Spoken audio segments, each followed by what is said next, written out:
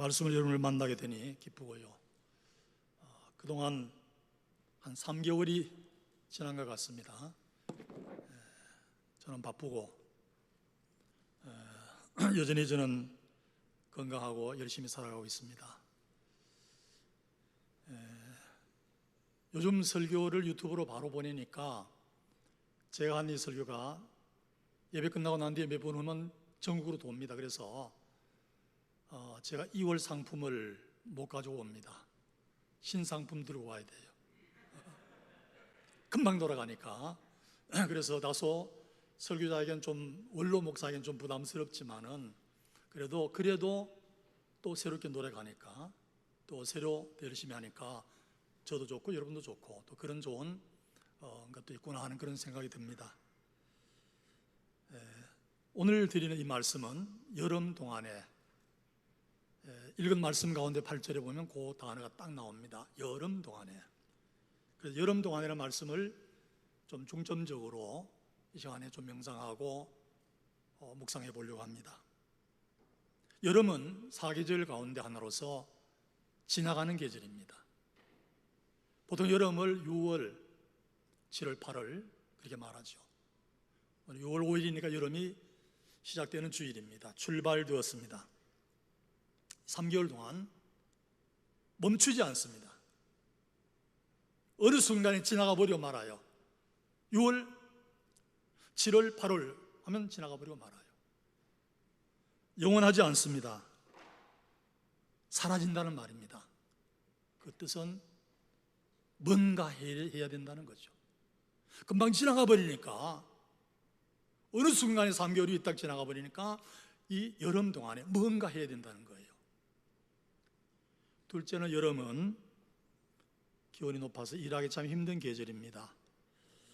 가만히 있어도 땀이 많이 흐르기도 하고, 조금 일하면 또 땀 나기도 하고, 어떤 사람은 땀 자체가 안 나는 사람도 있어요. 그럼 병이지요.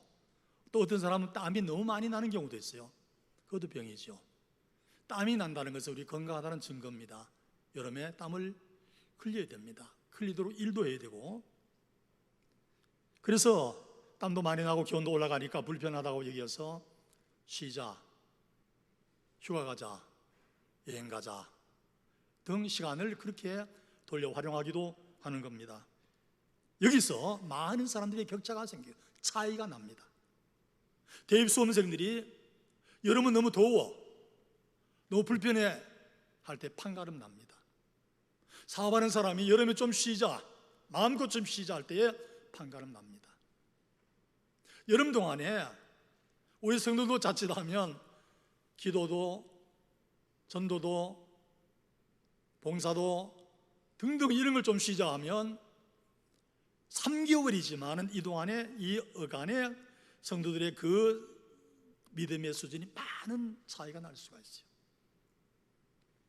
제가 전에 부산에 있을 때 보니까 어떤 고시집 교회는 여름 동안에 새벽 기도를 쉬더라고요. 여러분 집에서 기도하시오. 나오기 힘드니까. 그렇게 되는 경우도 봤습니다. 자, 이 판가람이 나는 여름, 그냥 지나지 못하잖아요. 그리고 셋째는 여름이라는 계절은 아노미 현상이 나타나는 계절입니다. 아노미, 뭐냐 하면 법을 잘 안 따르는, 예절을 잘 안 지키는, 예의범죄를 잘 안 따르는, 도덕을 잘 안 지키는, 여름이니까, 휴가니까, 여행이니까 이런 식으로 그냥 넘어가는 경우가 참 있기도 합니다. 그런데 오늘 8절에 보니까 먹을 것을 여름 동안에 예비하며 추수 때 양식을 모으느니라 이런 말씀을 합니다. 그래서 여름을 단순히 계절적인 여름으로 뿐만 아니라 저는 여러 가지 측면에서 한 3가지를 살펴보려고 하는데, 첫 번째는 평안할 때 환난을 대비하자. 여름 동안에 평안할 때 환난을 대비하자. 여름이라는 계절은 환난 같은 겨울이 오기 전에 뭔가 대비해야 될 그런 계절이라는 거예요. 그래서 이게 여름 동안에 예비하며 그렇게 말을 했습니다. 물론 이 말씀은 게으른 자요, 전제가 그렇게 되어 있습니다. 여러분이 게으르다는 말이 아니고 자칫하면 여름에는 게으름으로 빠져들 수가 있는 그런 계절이기 때문에 그렇게 호청을 하면서 게으른 자여 하면서 계명에 가서 하는 것을 보고 죄를 받으라 얻으라 이런 말씀인데, 여러분 성경에 미리 환란을 대비한 대표적인 인물이 있습니다. 창세기의 요셉, 총리 요셉. 7년 풍년 동안에 7년 흉년을 대비했어요. 창세기 41장 49절에 보면 쌓아둔 곡식 이 바다 모래같이 심이 많아 세기를 그쳤으니 그 수가 한이 없음이었더라 이런 말씀이 나옵니다. 얼마나 많이 쌓았는지, 곳곳에 곡간을 짓고 많은 곡물들을 모아서 곧 다가올 7년 흉년 대비해서 모았던 거예요. 환난을 대비해서 모았던 거예요. 사랑하는 성도 여러분, 우리 인생에 있어서도 풍년 같은 날들이 늘 지속되는 게 아닙니다. 변화가 많습니다. 언젠가 바뀌어집니다. 흉년 같은 날들이 얼마든지 올 수가 있습니다. 예를 들면 경제적으로도 돈 잘 벌 때, 우리가 TV를 때 들어보면 연예인들이 한때 돈을 잘 버니까 마구 쓰다가 어느 때이구만 돈 벌기 힘드는 그런 계절 오니까 아주 어려움을 겪었다는 얘기들을 왕왕 듣습니다. 여러분 돈을 잘 벌고 있습니까? 코로나 같은 어려운 시기에도 여러분의 사업을 통해서, 여러분의 활동을 통해서 돈을 벌고 있습니까? 그러면 언젠가는 경제적으로 흉년이 올 수 있다는 생각 가지고 정신 똑바로 차리고 대비하고 예배해야 된다는 얘기예요. 신체적으로도 마찬가지입니다. 건강하십니까? 여러분 교회까지 올라오는데 별 이상 문제 없이 잘 올라왔습니까? 언젠가는 그 건강이 늘 지속되는 게 아니라는 거죠. 10년 후를 바라보고 또는 20년 후를 바라보고 지금 건강할 때에 준비하고 대비해야 된다는 거예요.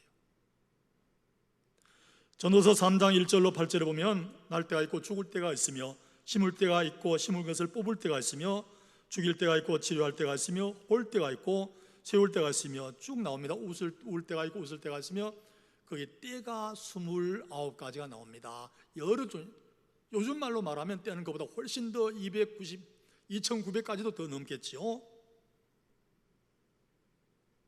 대비하고 준비하라는 거예요.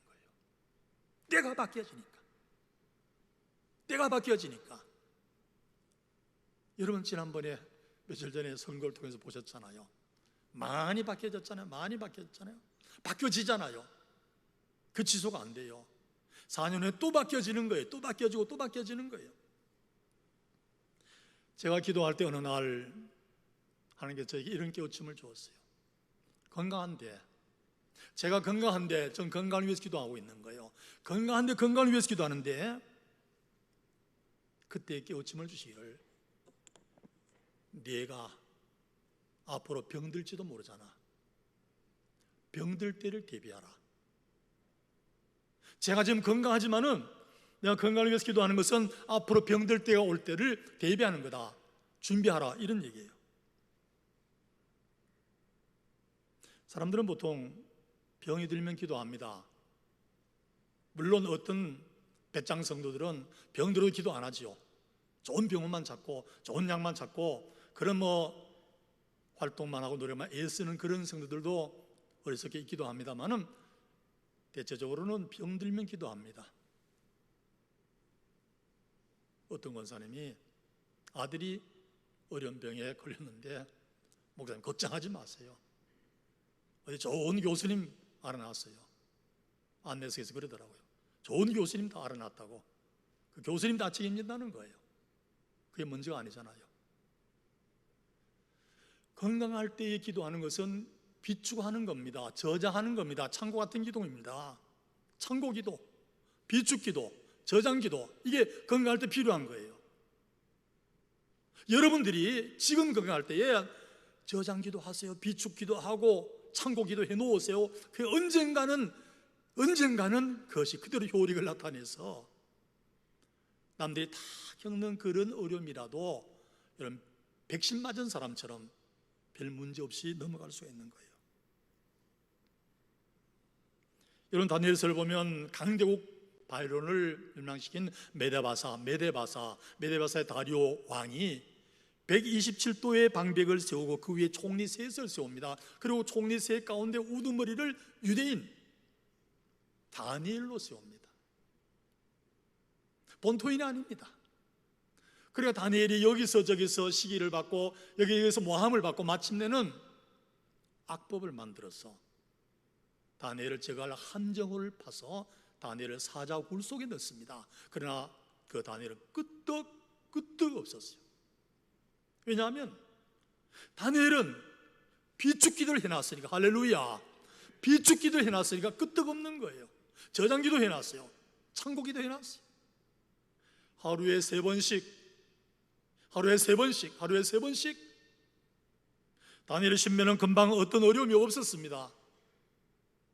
그럼에도 불구하고 다니엘은 언젠가는 닥칠지 모르는 흉년 같은 환난이 있을 때에 그걸 대비해가지고 매일매일 기도했던 거예요. 매일매일 기도했던 거예요.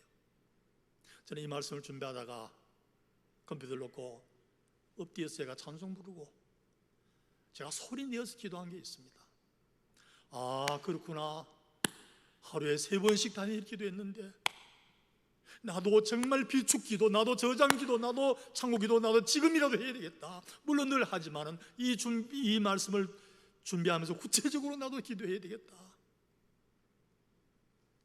뜨거운 마음으로 기도했어요. 제가 그러면서 가슴 뭉클할 때마다 다시 비축기도, 다시 저장기도, 창고기도 언젠가 할지 모르지만은 대비해야 되겠다, 그런 생각 가지고 합니다. 제가 현역 때 어떤 권사님 보고, 권사님 새벽기도 나오시고 기도 생활하러 가니까 그 권사님이, 목사님 저는 기도할 게 없어요. 자식들 다 잘 됐고 남편 다 건강하고 아무 문제 없고 기도할 내용이 없다는 거예요. 그런데 그 뒤에 효리바람처럼 몰아치는 환란이 올 때 쩔쩔 매는 그 안타까운 권사님 모습을 본 적이 있습니다. 사랑하는 성도 여러분, 이상 없을 때에, 평안할 때에, 지금 여름 동안에 비축기도, 저장기도 하시기를 축원합니다. 내가 아무것도 없으면 아들들 위해서, 아니면 손자 손주들을 위해서 기도해 놓으세요. 경제적으로 또는 신체적으로, 또는 영적으로 기도할 게 너무너무 많잖아요. 여름 동안에 둘째는 성공을 바라보고 연습하라는 겁니다. 성공을 바라보고 연습하라는 거예요. 이 여름 동안에 땀 흘리는 연습하라는 거예요. 성공이라는 말을 쓰면 어떤 사람들은 좀 싫어합니다. 세속적인 용어 아니냐 그러는데, 영적으로 성공을 말할 수 있어요. 세속적인 성공만 아니라 영적으로 성공을 얘기할 수 있는데, 여러분 아마 들어보지 못했을 거예요. 제가 어느 날 글을 읽는 가운데 까마귀 클럽이라는 그런 글을 읽어봤어요. 까마귀 클럽. 여러분, 구름 클럽도 있어요. 구름 클럽은 구름이 너무 욕을 많이 얻어먹는다는 거예요. 구름이 욕을 많이 얻어먹으니까 사람들이 모여가지고 구름을 비워놓으면서 구름을 밝게 자고 그걸 바꾸어내는 거예요. 구름을 사랑하는 사람들이 모이는 거예요. 까마귀 클럽인데, 이 까마귀 클럽은 뭐냐 하면 노력형 분노 스타디 그룹이에요. 말이 좀 어렵죠? 노력형 분노 스타디 그룹. 뭐 하냐면, 거기에 그 클럽장이 하는 말은, 화는 내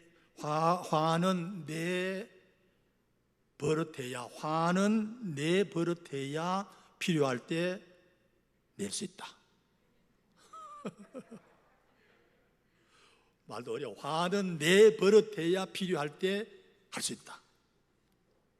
그래서 그 까마귀 클럽에서 절대 써서는 안 되는 말이 감사해요, 괜찮아요, 죄송해요 하면 벌금을 물도록 돼 있어요.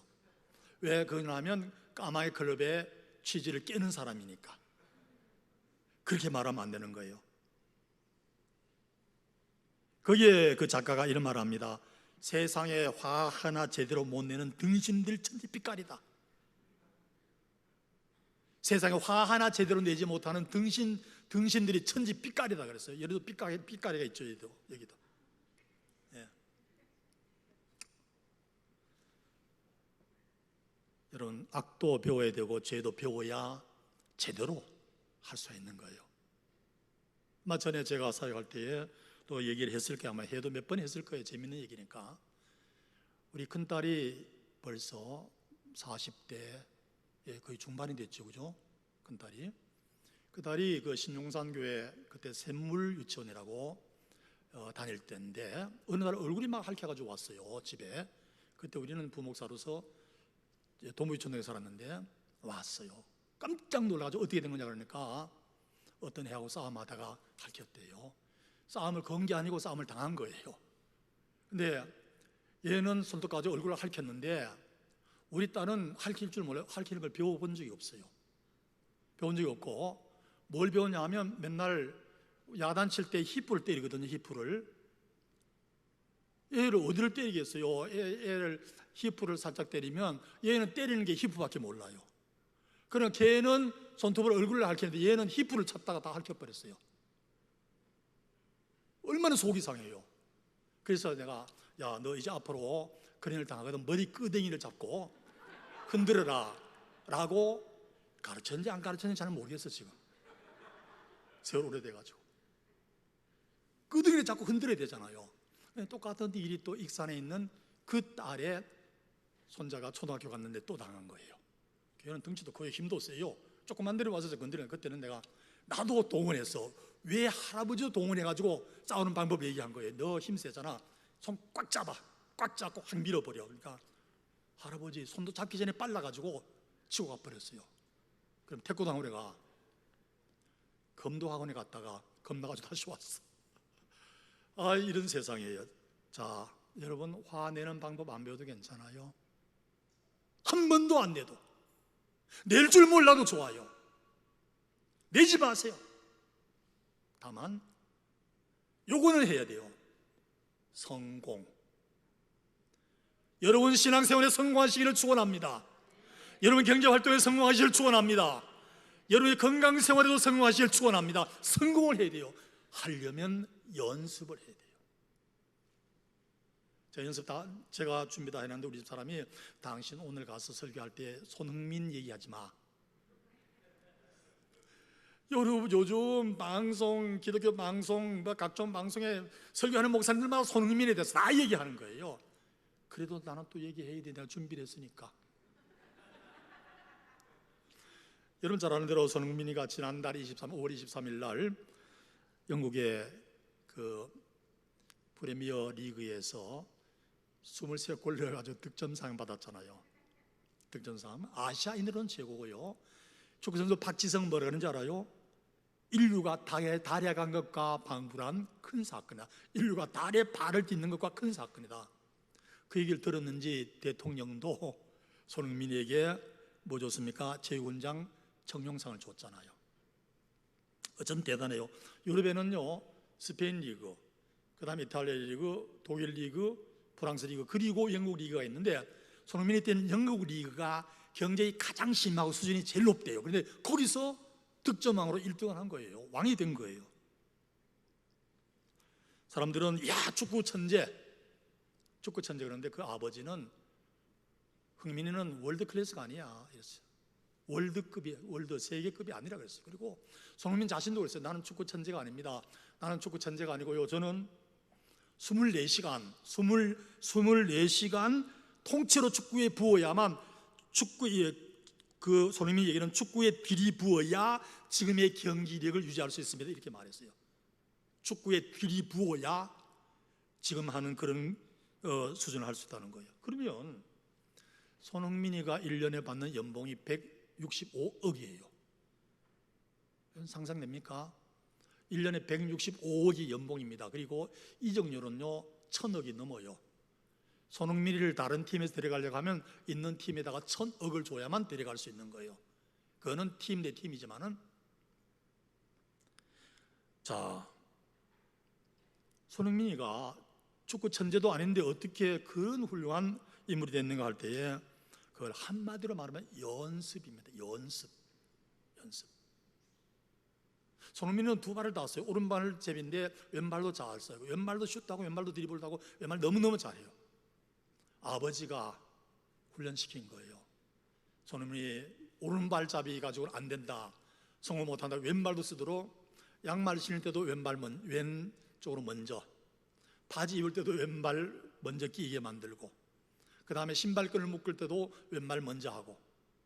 저도 한동안 그렇게 한 적이 있어요. 축구 선수는 아니지만은 사람이 건강하려고 하면 오른손잡이는 왼손 훈련을 많이 시켜야 된다는 거예요. 그래서 집에 가서 다이얼 누를 때 왼손으로 누르고 뭐 잡을 때 왼손으로 하고 한동안 열심히 그렇게 왼손으로 열심히 했는데, 하다가 저는 말았는데 손흥민이 끝까지 한 거예요.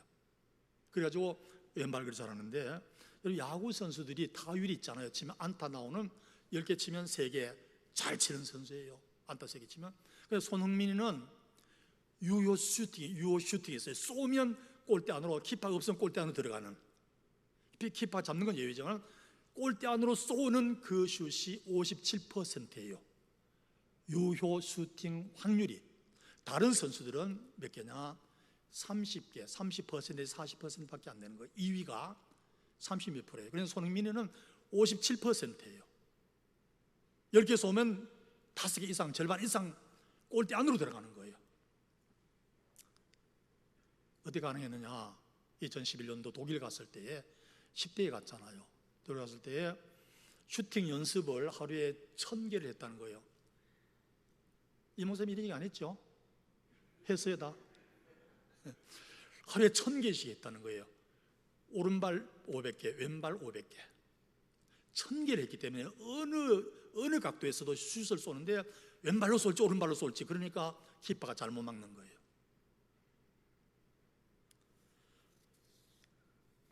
그 아버지가 축구 선수인데 28살 때 부상 입어가지고 그만두고 손흥민을 키우려고 애를 썼던 거예요. 그렇게 키웠던 겁니다. 부단한 연습하고 또 연습하고. 강수진이라는 비슷한 이름이 많습니다. 가수도 있고. 강수진이라는 발레리나가 있습니다. 강수진이라는 발레리나는 20대 여성이 가장 존경하는 리더 1위. CEO들이 비행기를 탔을 때 옆자리에 앉았으면 좋겠다는 대상자로 1위. 그는 30년 동안 해외에서 공부하고 해외에서 활동했는데 온갖 상을 다 휩쓸고, 발레리나로서 더 이상 올라갈 수 없는 데까지, 더 이상 올라갈 때는 다 올라갔던 인물이 바로 강수진입니다. 그가 쓴 책이 나는 내일을 기다리지 않는다 하는 책을 썼는데, 저 일부를 그냥 글을 통해서 봤고 책을 아주 못 사봤습니다. 지금은 은퇴하고 대한민국 국립발레단의 단장이고 예술 총감독으로 와 있습니다. 이 강수진이가 발레리나가 신는 그 토슈즈가 있잖아요. 발끝 신는 거 덮버선 비슷하게 신는 양말 토슈즈를 하루에 3개 내지 4개가 떨어질 정도로 연습한다는 거예요. 발끝 들어서는. 그리고 시즌 때에 신는 게 200개 내지 250개를 신는데요. 못 신어서 너덜너덜해서 그거를 버릴 정도로 이렇게 하는 거예요. 얼마나 연습하느냐? 하루에 18시간. 밥 먹는 것도 아까울 정도 하루 18시간씩 연습을 하는데, 밤에 몸이 아프지 않으면, 저녁에 몸이 아프지 않으면 아이고 오늘 연습을 너무 적게 했구나 후회한다는 거예요. 밤에 몸이 아파야 된다는 거예요. 그 책에 나온 사진을 신문에 내놨는데 보니까 발이 이렇게 한 발이 기형이에요. 막 이 마디가 막 불쑥불쑥 나왔는데 아주 그냥 이상하게 생겼어요. 그게 얼마나 연습했는가를 보여주는 그런 얘기예요. 눈물과 땀은 거짓말하지 않는다. No pain, no gain. No pain, no gain. 땀 흘리지 않으면 얻는 게 없다는 거예요. 고통스러운 땀 흘리지 않으면 얻는 게 없다는 거예요. 그러면서 그의 글에는 이런 얘기했어요. 그대가 편안하게 길을 걸으며 풍경을 감상할 때 나는 발가락으로 온몸을 지탱하며 목숨 걸고 전쟁처럼 하루하루를 보냈다. 다른 사람은 이렇게 감상하는데 저는 그 순간에도 발끝으로 전신을 싣고 전쟁하듯이 또 연습하고 또 연습하고 또 연습했다는 거예요. 저는 이 말씀을 준비하면서 그럼 연습이라는 게 뭐냐? 우리 신앙인들의 연습이라는 뭐냐? 깨달았어요. 제가 연습은 은사의 동력화. 한번 따라합니다. 은사의 동력화. 은사의 동력화. 여러분 힘들게 딴 운전면허증 서랍에 넣어놓고 몇 달 지나고 몇 년 지나고 난 뒤에 꺼낸다고 핸들 잡을 수 있습니까? 없습니다. 하나님께서 우리에게 모든 성도에게, 성도뿐만 아니라 모든 사람의 은사, 재능 다 주셨어요. 그런데 그걸 연습하지 않으면 그 은사를 꺼내어서 쓸 수 없어요. 서랍에 넣어둔 면허증 같이 아무짝에도 못 쓰는 휴지쪽에 불과한 거예요. 우리가 연습하고 여러분이 받은 그 재능을, 받은 그 은사들을 난 다 몰라요. 여러분 어떤 종류의 은사를 받은지, 어떤 재능을 갖고 있는지 모르지만은 그걸 부단히 연습하지 아니하면 서랍에 있는 운전면허증 같이 아무짝에도 못 쓰는 거예요. 5달란트 받은 사람이 다시 5달란트를 남기고 2달란트 받은 사람들이 다시 2달란트를 남기는 것은 나가서 부지런히 열심히 장사했기 때문이고 1달란트도 받았어요. 그러나 가서 땅에 묻어두었던 거예요. 사랑하는 성도 여러분, 부단히 내게 주신 그 은사 아니라도 좋아요. 연습하면 연습하는 것과 판이하게 다른 그런 결과를 가져와서 잘 할 수가 있어요. 언젠가 말씀드렸어요. 일본인 시바다 도요라는 할머니 92세 때에 시를 배우기 시작해가지고 92세 때 시를 배우기 시작했어요. 98세 때 약해지지 마 시집을 냈는데 그 시집은 자기 장례 비용을 다 털어서 냈어요. 수백만 부가 팔렸어요. 시바다 도요가 내는 책은 그냥 막 팔리는 거예요. 92세 때 시작해서 98세 때 시집을 냈다 그 말이에요.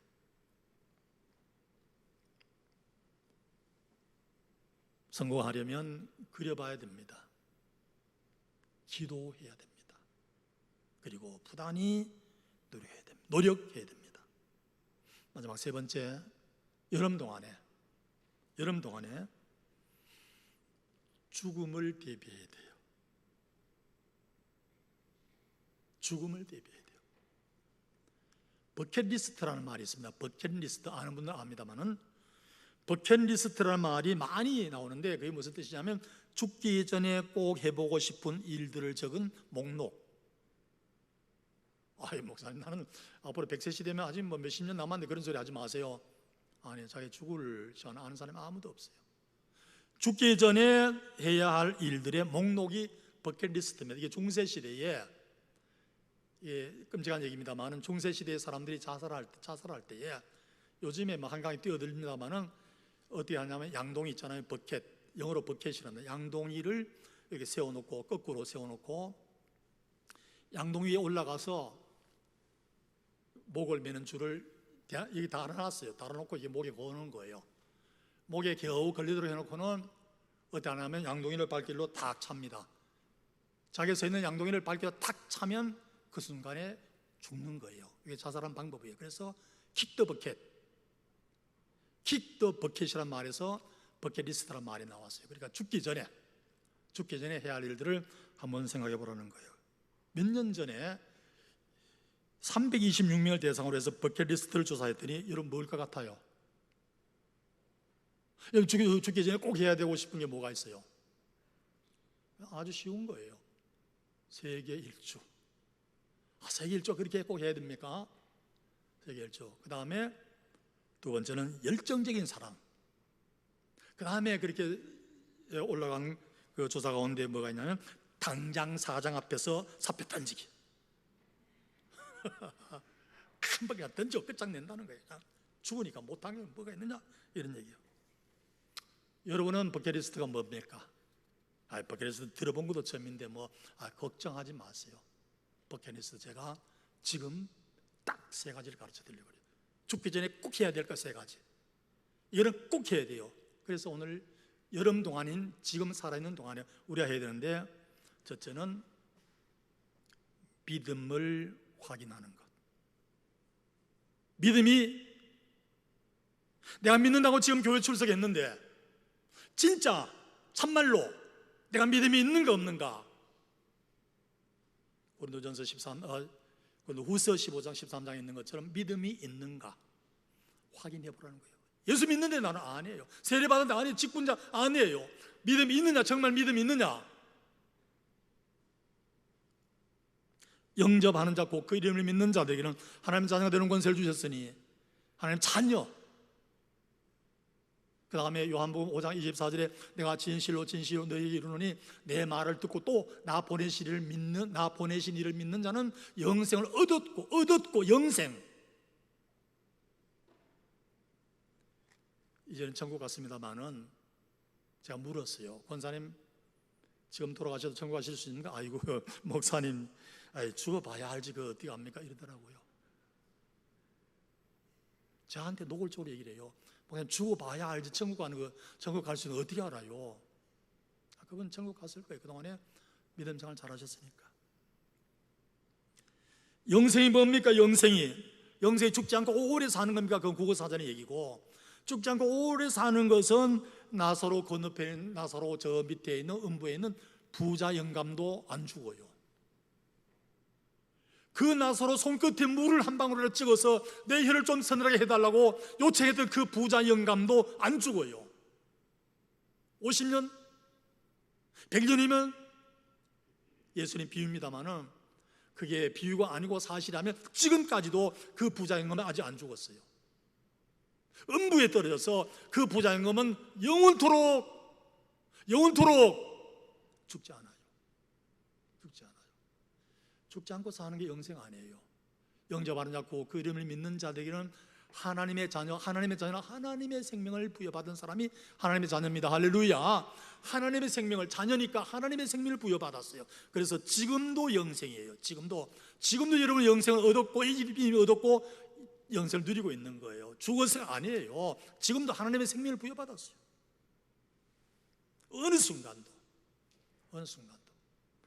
오기 전에 목사님하고 코로나 얘기하고 우리 친구들 가운데도 같이 갔다 하는 그런 안타까운 얘기도 하기도 했습니다만, 어느 순간에. 그 다음 버킷리스트 두 번째는 뭐냐 하면 사랑이 있는가 확인해. 보라. 사랑. 말씀. 하나님의 자녀입니다. 하나님의 자녀로서 해야 될 가장 중요한 것 첫 번째, 전체가 사랑이에요.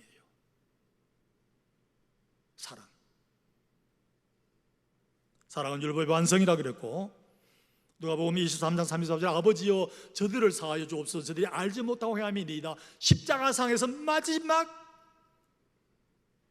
우리 예수님께서 자기를 십자가에 못 박는 군병들을 향해서 기도하면서 용서해 달라고 그랬어요. 사랑은 용서하는 거예요. 사랑 용서 못할 거 참 많아요. 가슴에 맺힌 거 있어요. 목사 맺히면 가슴에도 맺히고요, 권사님 가슴에도 맺힌 거 다 있어요. 집사님 가슴에도 맺힌 거 있어요. 성령 용서하라 그러는데 안 되는 걸 어떻게 해요? 정말로 용서하기 힘들어요. 처음엔 사랑했는데, 심리학적으로 말하면 사랑의 반대말은 미움이라고 하는데 미움이 아니고 무관심이라 그러죠. 저는 무관심이 아니고 섭섭함이에요. 왜 사랑이 끼어지는가 할 때 심리학적으로 얘기할 때 섭섭함이라는, 섭섭하면서부터 섭섭하면 사랑하다가도 그때부터 끼어진다는 거예요. 사랑이 끼어지는 첫 번째 원인이 섭섭함이라는 거예요. 용서하세요. 용서하면 섭섭함이 남아있을 수 없는 거예요. 용서. 요한일서 5장 3절에는 하나님을 사랑하는 것이, 이것이 우리가 그의 계명들을 지키는 것이야. 말씀은 순종의 사랑입니다. 제가 많이 가서 마태복음 25장 31절에 보면 예수님께서 내가 줄였을 때, 내가 목마를 때, 내가 나그네 되었을 때, 내가 헐벗었을 때, 내가 병들었을 때, 내가 옥에 갇혔을 때 와봤느냐? 양같이 오른쪽에, 안 온 사람은 염소같이 왼쪽에. 마지막 심판하는 방법이 돌봄. 약자를 돌봤느냐? 돌 받느냐? 돌 받느냐? 가는 사람 돌 받느냐? 강자에게, 권력자에게 빌붙어 사는 사람은 신앙인이 아닙니다. 신앙인은 약자의 손을 잡고 일으켜주는, 용기를 주는, 그를 세워주는 사람이, 그 사람이 신앙인이지, 강자에게 붙잡혀서, 권력자에게 붙잡혀서 그 밑에서 권력 행사하는 사람, 또는 그 밑에서 대변 노릇하는, 그는 아니에요. 어떤 경우에 그렇게 가서 정치할 수 있을지 모르지만 그래도 꼭 약자를 살펴봐야 되는 거예요. 그게 성경적인 원리예요. 마지막 버킷리스트, 소망입니다. 소망. 희망과 소망 얘기하는데 우리 그리스도인들은 희망과 소망할 때에 희망 안에 소망이, 희망은 상향식이고 소망은 하향식이에요. 바랄희 바랄망이에요. 내가 바라보는 거예요. 밑에서 바라보는 거예요. 자연 종교가 바라보는 거잖아, 찾는 거잖아. 밑에서부터. 계시 종교는 위에서 주는 걸 받는 거예요. 제가 어떤 시 창작법을 갖고 있는데 그 교수님이 쓴 것은 즐겁게 받아쓰는 시 창작법이에요. 책 이름이 즐겁게 받아쓰는 시 창작법. 시가 그냥 받아쓰는 거예요. 제가 해보니 그거 안 돼요. 받아쓰는 건 잘 안 되는데 그분은 그랬었어요. 그 즐겁게 받아쓰는 거지 노력하는 게 아니다 그랬어요. 기독교는 전부 받는 거예요. 바랄희 바랄망이 희망이에요. 근데 우리는 희망이 아니라 소망인데, 바소 바랄망인데 소망, 소자를 다시 분해하면요, 바소자를 분해하면 집 호자가 나오고 도끼 근이 나와요. 분류돼요, 바소가. 그래서 중요한 집이라는 뜻이고요. 중요한 집. 다시 말하면 희망은 내가 갖는 꿈이고요, 소망은 하나님의 꿈이에요. 하나님이 내게 약속으로 주는 것, 그걸 붙잡는 게 그게 소망이에요. 소망의 근거는 그래서 말씀이 되는 거예요. 천국 말씀이에요. 여러분이 건강해집니까? 그건 말씀이에요. 복을 받습니까? 그게 말씀이 근거, 그걸 붙드는 것이 소망이라고 말해요. 할렐루야. 희망 아니에요. 소망이 되어야 되는 거예요. 내가 100번 희망, 내가 100번 희망, 내가 100번 희망 바란다고 다 되는 게 아니에요. 그러나 소망은 될 수밖에 없어요. 하나님이 내게 주시는 약속을 내가 붙잡으니까 그건 될 수밖에 없는 거예요. 성공한 사람들이 높게 나타나는 것은 지능지수 IQ가 아니고, 감성지수 EQ도 아니고, 역경지수 AQ, 애드버시티 AQ. 지난 주일날 여러분들이 이지선 교수를 통해서 큰 은혜를 받는 줄 알고 있습니다. 조금 봤는데 다 보지 못하고 너무 감동적이었죠. 그분이 이제는 대학 교수가 됐네요. 제가 25사단 출신이고 25사단에 우리가 세례식 여러 차례 갔잖아요. 가는데 그 길가에, 그 경내에 써붙여놨는데 뭐가 되어 있냐면, 전쟁을 준비하는 자만이 평화를 누릴 수 있다. 전쟁을 준비하는 자만이 평화를 누릴 수 있다. 그런 게 있어요. 전쟁을 준비해야 평화를 누린다는 거예요. 평화를 소망합니까? 전쟁 준비하라는 거예요. 가만히 있어가지고 평화가 아니라는 거예요. 여러분 진짜 소망 갖고 있습니까? 엎치락 뒤치락 하지 않습니다. 내리락 오르락 하지 않습니다. 진폭이 없습니다. 내리락 오르락 진폭, 그리고 엎치락 뒤치락 하는 건 진폭이 없습니다. 왜? 다 맡겼으니까. 그분이 벌써 다 만들어 놓고 약속했으니까 붙잡는 거예요. 일비하지 않습니다. 할 필요가 없는 거예요. 어떤 길은 사람 보기에는 바르나 필기한 사망의 길이니라 그랬어요. 우리가 천국을 향하여 가는데 바른 줄 알고 세상 사람들 다 갑니다. 뭐로 가나 서울로 가면 된다? 아니고, 남산 올라가는 길도 많아. 그냥 다른 길로 갈 수가 있어? 아니에요. 오직 한 길, 좁은 길이에요. 협착해요.